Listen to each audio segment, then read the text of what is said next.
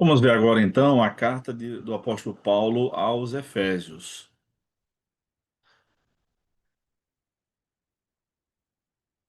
aliás, aos Gálatas, acabei me atrapalhando.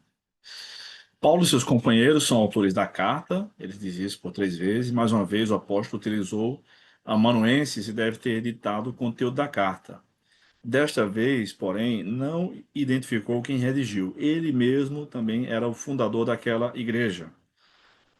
Pois bem, então vamos ver que Paulo falou sobre a autoria da carta. Capítulo 1, versículos 1 e 2, capítulo 5, 2 e 6, 11. Capítulo 1, versículos 1 e 2 de Gálatas, nós lemos: Paulo, apóstolo, não da parte de homens, nem por intermédio de homem algum, mas por Jesus Cristo e por Deus Pai, que o ressuscitou dentre os mortos, e todos os irmãos, meus companheiros, às igrejas da Galácia. Gálatas não é uma carta, então, enviada a apenas uma cidade, mas a uma região.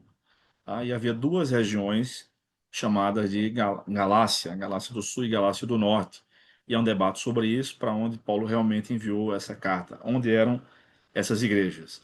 Embora não apareça com esse nome no livro de Atos, Paulo esteve nas cidades dessa região, isso é mencionado sim no livro de Atos dos Apóstolos. Então, Gálatas 5, verso 2, ele também fala um pouco sobre essa questão da autoria.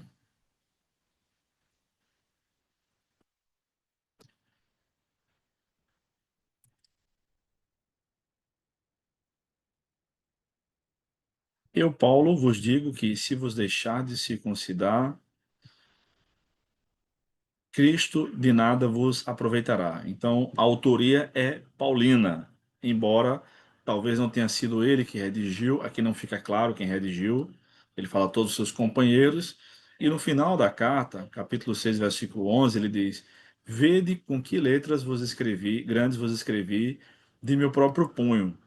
Então, talvez seja no final a sua assinatura, como ele costumava fazer, porque no capítulo 4 ele fala sobre sua situação de saúde. A primeira vez que ele foi naquela região foi por uma questão de saúde. Ele diz, Gálatas capítulo 4, versículo 11,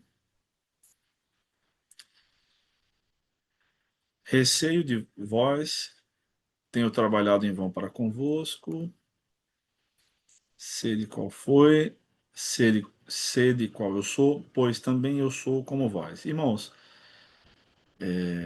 assim vos suplico, em nada me ofendestes. E vós sabeis que vos preguei o evangelho a primeira vez por causa de uma enfermidade física. E posto que a minha enfermidade na carne vos foi uma tentação, contudo não me revelastes desprezo nem desgosto. Antes me recebestes como anjo de Deus, como o próprio Cristo Jesus,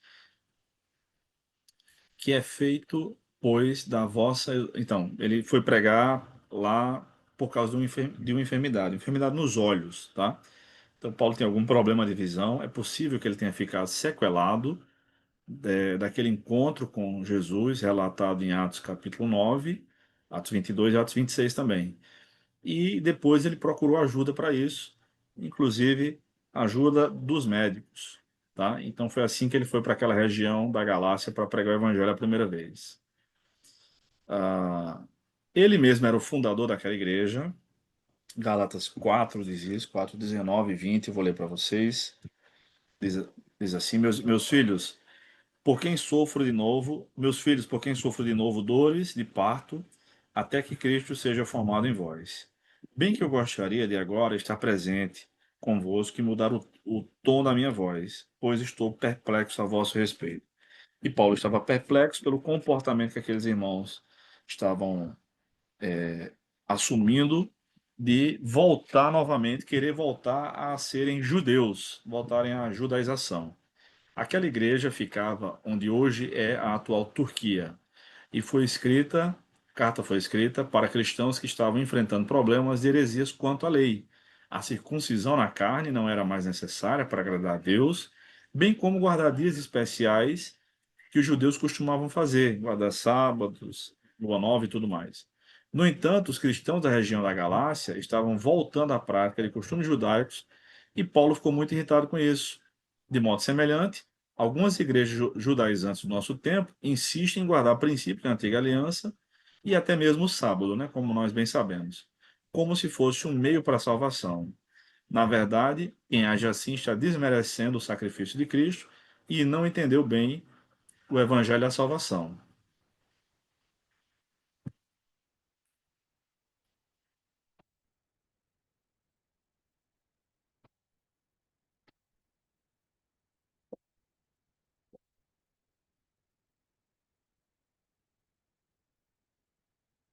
Então, Paulo estava muito chateado com aqueles irmãos, obviamente. Qual foi a solução, então? A solução para aquela igreja, bem como para qualquer outra que se encontra em pecado, é praticar o fruto do Espírito e abandonar as obras da carne, que são mencionadas no capítulo 5. Então, vamos dar uma olhadinha nisso. Capítulo 5 de Gálatas, a partir do verso 16.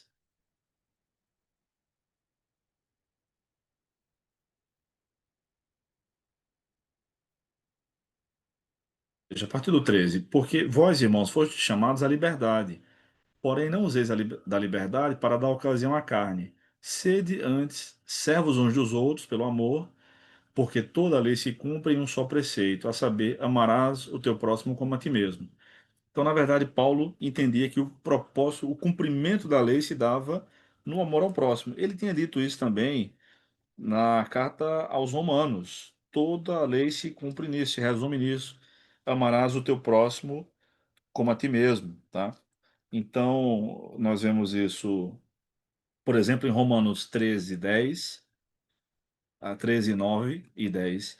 Portanto, não adulterarás, não matarás, não furtarás, não cobiçarás, ou qualquer outro mandamento. Tudo se resume nisto: amarás o teu próximo como a ti mesmo. O amor não faz o mal ao próximo, de modo que o amor é o cumprimento da lei. Então, esta é outra vez em que Paulo diz que o amor ao próximo é o cumprimento da lei.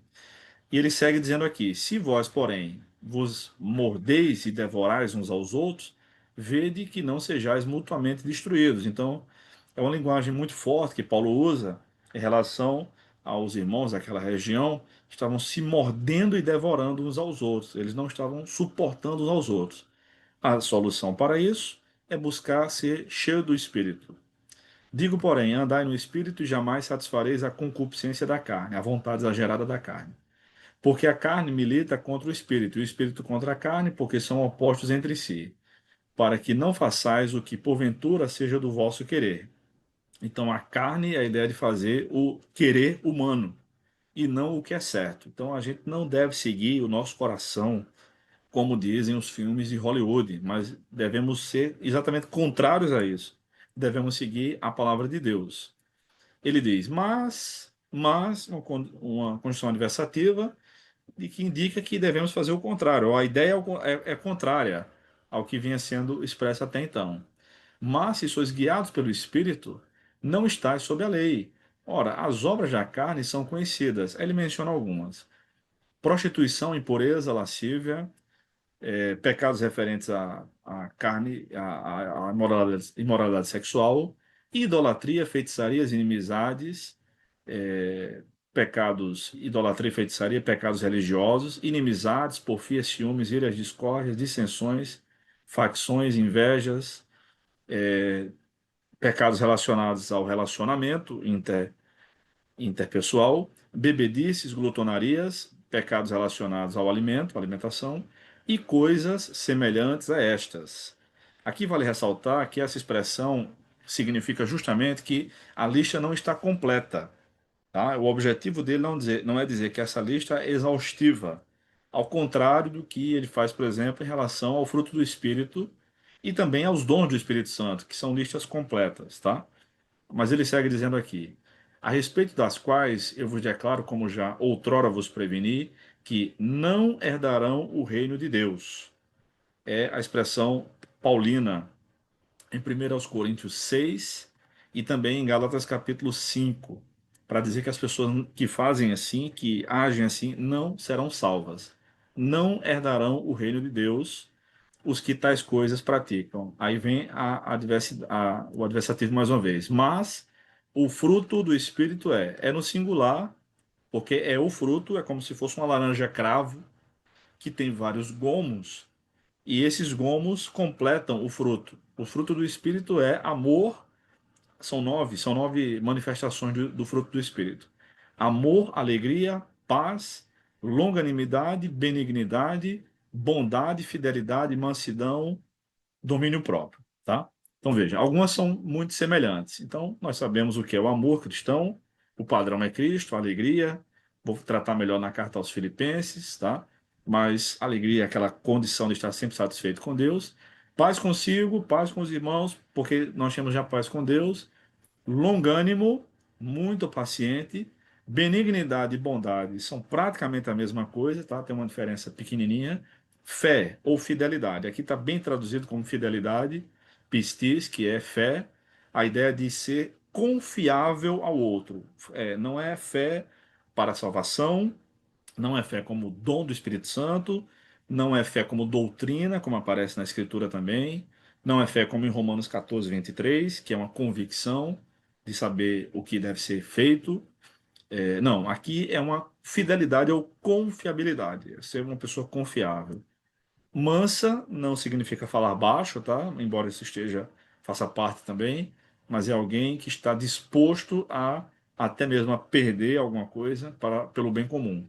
E domínio próprio é o autocontrole tão elogiado nas escrituras. Aquele que tem domínio próprio, ele é mais forte do que o que conquista uma cidade, diz Provérbios, tá? Aquele que domina a si mesmo, ele é mais poderoso do que qualquer ser humano, tá? Então, o domínio próprio é altamente louvado nas Escrituras.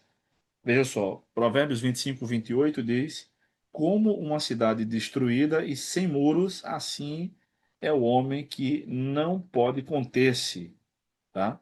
Então, o homem que não pode conter-se, que não domina a si mesmo, que não se segura, é como uma cidade que não tem muros, ou seja, facilmente será destruída, tá? Bem, então, também sobre a paciência e o domínio próprio, Provérbio 16:32 diz: quem tem paciência é melhor que o guerreiro. Quem tem domínio próprio é melhor que aquele que conquista uma cidade. Então, é necessário saber dominar-se a si mesmo. Então, assim, todos os problemas de convivência da igreja seriam resolvidos. Tá? A igreja já tinha problemas demais, tinha problemas doutrinários e tinha problemas de relacionamentos, tá? E aí Paulo fala de uma série de questões interessantes sobre o bem, o amor ao próximo, é, plantar coisas boas. Ele diz aqui, e também sobre o dinheiro, tá? Mas aquele que está sendo instruído na palavra, faça participante de todas as coisas boas, aquele que o instrui, tá? É uma recomendação do salário pastoral. Não vos enganeis, de Deus não se zomba, pois aquele que o homem semear, isso também se fará. Porque o que semeia para a sua própria carne, da carne colherá corrupção. Mas o que semeia para o espírito, do espírito colherá vida eterna. E não nos cansemos de fazer o bem, porque a seu tempo ceifaremos, se não desfalecermos. Tá? Por isso, enquanto tivermos oportunidade, façamos o bem a todos, mas principalmente aos da família da fé. Era necessário dizer esse tipo de coisa, porque os irmãos não estavam fazendo bem ao próximo, não estavam semeando amor e todas as virtudes cristãs naquela igreja. Quando isso acontece, na verdade, os irmãos acabam caindo da graça, como ele diz no capítulo 3, inclusive, né? Capítulo 3, há uma repreensão de Paulo sobre isso. E a situação, ó Gálatas insensatos, quem vos fascinou a vós outros, ante cujos olhos foi Jesus Cristo exposto como crucificado? Quero apenas saber isto de vós. Recebeste o Espírito pela fé ou pela pregação da fé? Sois assim sensatos que, tendo começado no Espírito, agora estejais agora vos aperfeiçoando na carne? Não pode, né? Na circuncisão. Terá sido em vão que tantas coisas sofrestes? Se na verdade foram em vão, aquele, pois, que vos concede o Espírito e que opera milagres entre vós, eles estavam experimentando milagres, porventura o faz pelas obras da lei ou pela pregação da fé?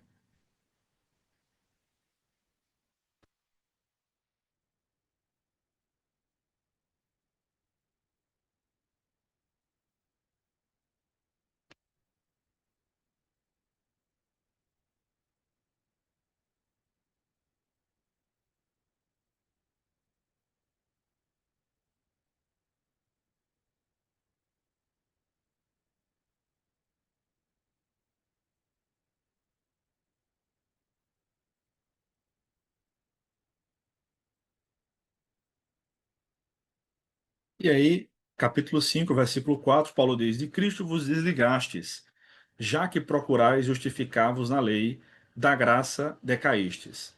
A caída deles da graça era pelo fato de estarem querendo ser salvos pelas obras da lei, não pela palavra de Deus, pela fé e pela pregação do evangelho. Então, nós vemos aqui então a carta de Paulo aos Gálatas.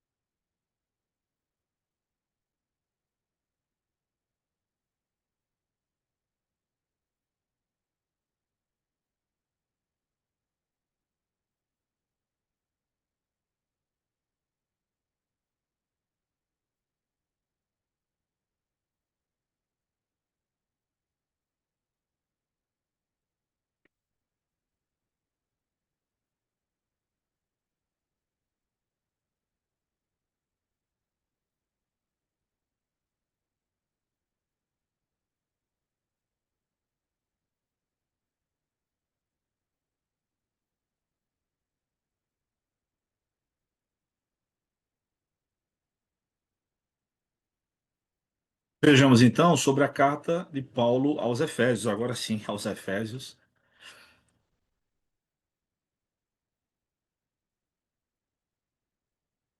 Efésios, até onde a igreja deve crescer? Até onde deve ser isso? Muito bem. A doutrina da igreja é o principal assunto o principal tema da carta aos Efésios. Provavelmente esta foi uma carta circular. Isto é, além de ser lida pela igreja de Éfeso, deveria também ser lida nas igrejas das cidades vizinhas, e cada uma deveria fazer uma cópia para si, para leitura e meditação posterior. Essa era uma prática comum naquela época. A ausência de citações pessoais nesta carta, algo comum nas cartas de Paulo, e outras evidências do texto e da história da igreja apontam nesse sentido. Graças a Deus que, além de circular pelas igrejas da época, Deus preservou essa carta para nós também. Então, era comum que Paulo fizesse suas recomendações pessoais no fim de suas cartas, mas na carta aos Efésios nós notamos que não encontramos isso. Então isso não aparece nas cartas, aliás, na carta aos Efésios. E o tema da carta ser a doutrina da igreja é interessante porque mostra que é uma carta que podia ser recebida por qualquer igreja, qualquer um dos irmãos, tá? Em qualquer situação. Então, nós sabemos que Paulo passou um bom tempo em Éfeso, conforme Atos capítulo 20. Atos capítulo 20, ele está se despedindo dos irmãos de Éfeso. Pedro mandou chamar a Éfeso os presbíteros da igreja. A outra referência é verso 31. Aí ele se despede aqui no verso 31, ele diz: portanto, vigiai, lembrando-vos de que por 3 anos, noite e dia não cessei de admoestar com lágrimas a cada um, ou seja, de ensinar, né? Ele passou 3 anos lá. Então é interessante porque o tempo de Deus para que cada pastor passe numa igreja varia muito, não tem uma lógica humana, tá? Não tem, não é evidência bíblica para isso.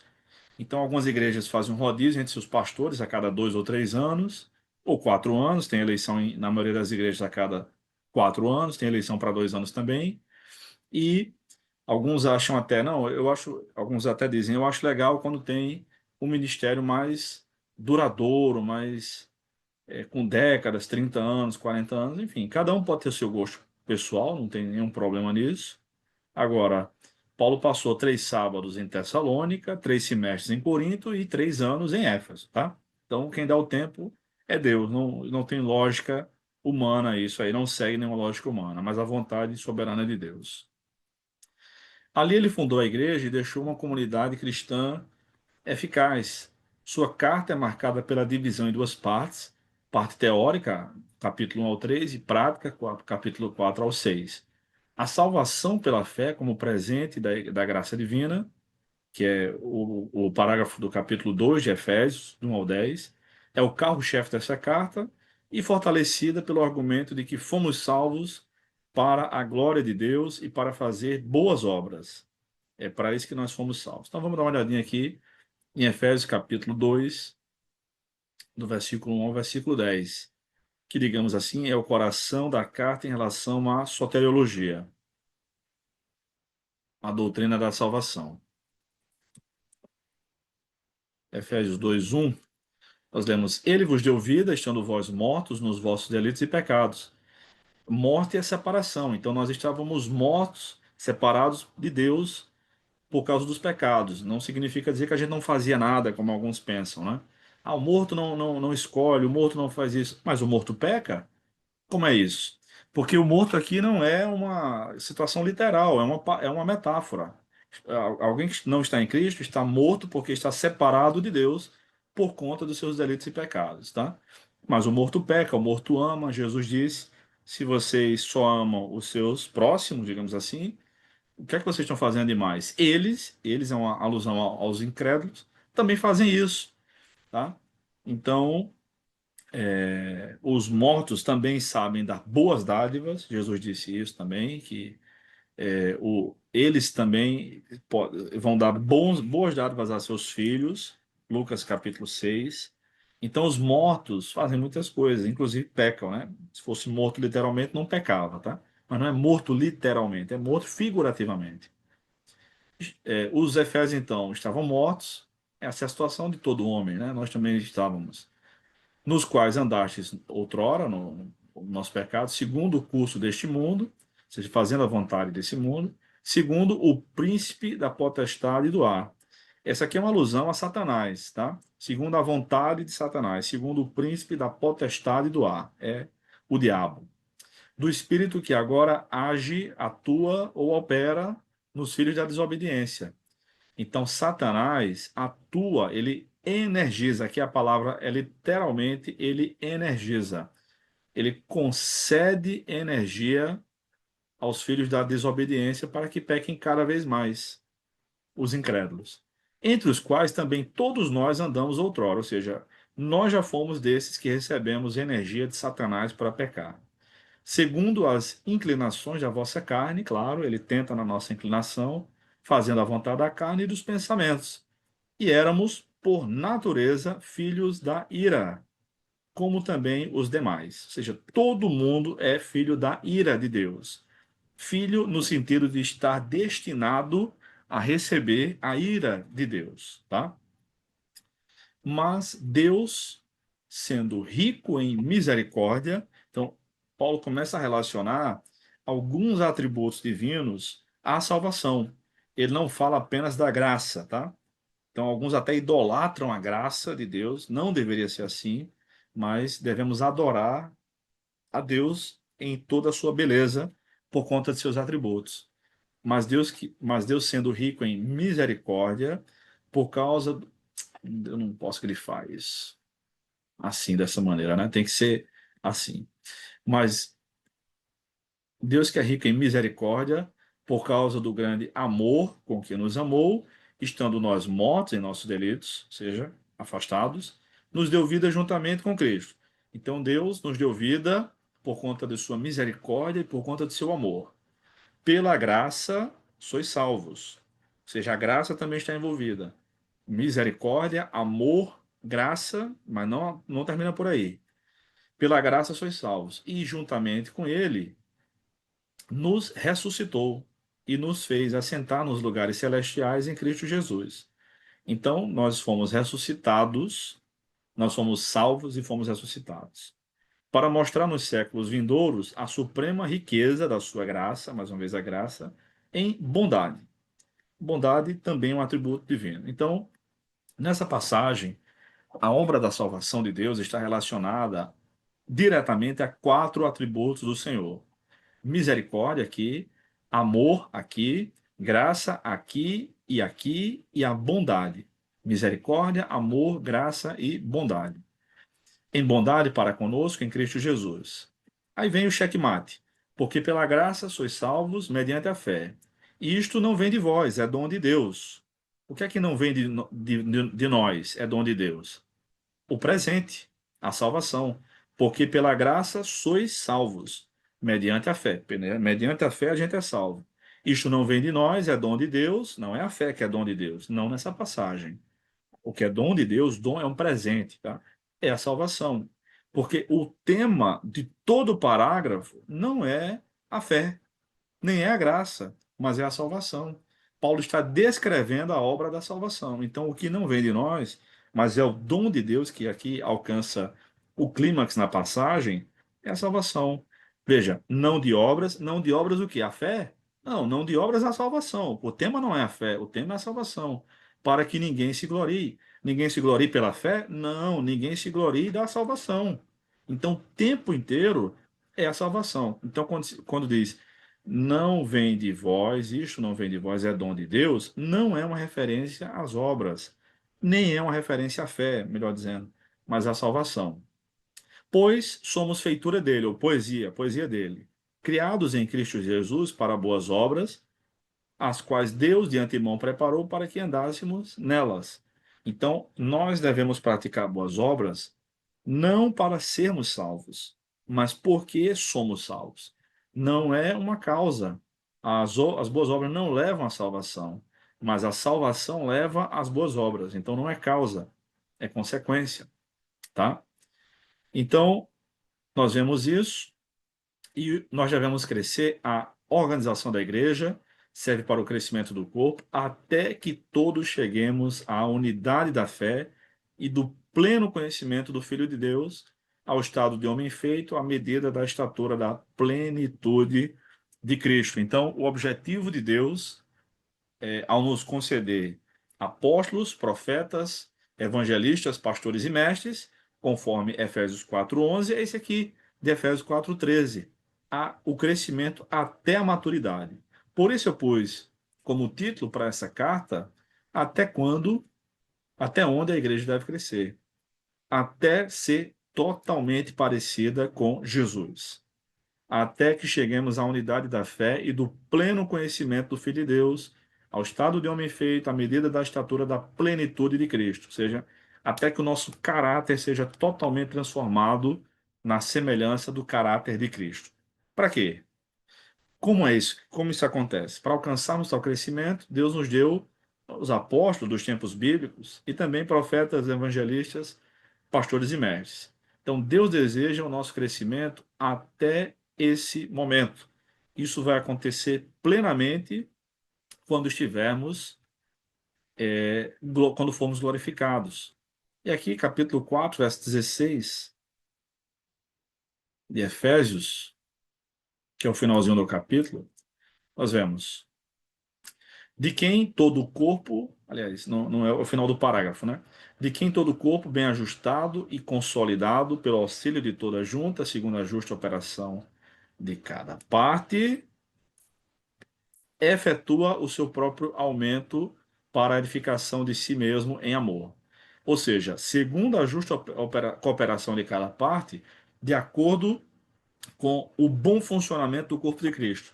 Enquanto eu exerço meu ministério corretamente, você o seu, os outros irmãos os seus outros ministérios, aí todos nós vamos crescendo na fé em Cristo Jesus, tá? A carta aos Efésios também é marcada por essa dobradiça notória aqui no capítulo 4, versículo 1, porque na primeira parte, Paulo fala sobre, na primeira parte são os três primeiros capítulos. Paulo fala sobre a doutrina. Na segunda parte, capítulos 4, 5 e 6, Paulo fala sobre a prática, tá? Rogo-vos, pois, eu, prisioneiro do Senhor, que andeis de modo digno da vocação a que fostes chamados, com toda a humildade e mansidão, com longanimidade, dando suporte uns aos outros, em amor, esforçando-vos diligentemente por preservar a unidade do Espírito no vínculo da paz. Então, Paulo fala sobre a ética cristã a partir do capítulo 4. Os cristãos devem viver de um modo tão digno que agora não devem mais mentir, não devem mais roubar, por exemplo. Ele disse aqui no capítulo 4, verso 24,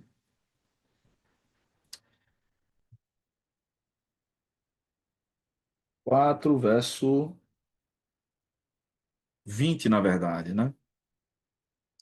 Mas não foi assim que aprendestes a Cristo, se é que de fato tendes ouvido e nele fostes instruídos. Segundo, é a verdade em Jesus, no sentido de que, tanto no trato passado, vos despojeis do velho homem que se corrompe segundo as concupiscências do engano, e vos renoveis no espírito do vosso entendimento. Então, tenham agora uma nova maneira de pensar e se revistam, vos revistais do novo homem.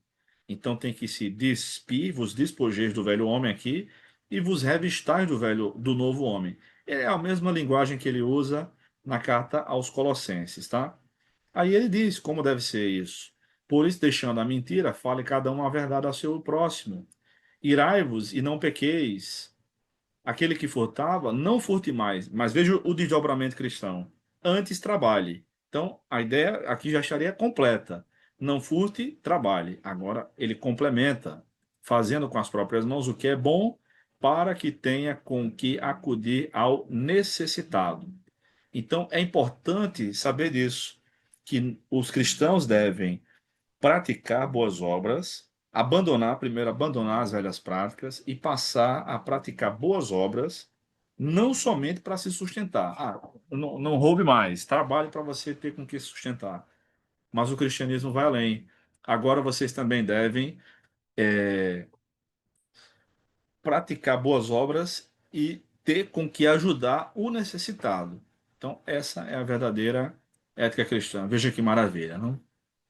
Bem, então, por último, nós vemos na carta aos Efésios a questão da batalha espiritual. Tem a questão do ser cheio do Espírito Santo, não dá tempo de ver tudo aqui, mas a questão da armadura de Deus, a batalha espiritual que é verdadeira. E Paulo ensina como deve ser vencida isso, com oração, com meditação bíblica, com fé, não com esses artifícios que muitos do movimento de batalha espiritual apresentam, tá? Elementos até esdrúxulos em relação à vida cristã. Então, essas são as cartas de Paulo aos Gálatas e aos Efésios.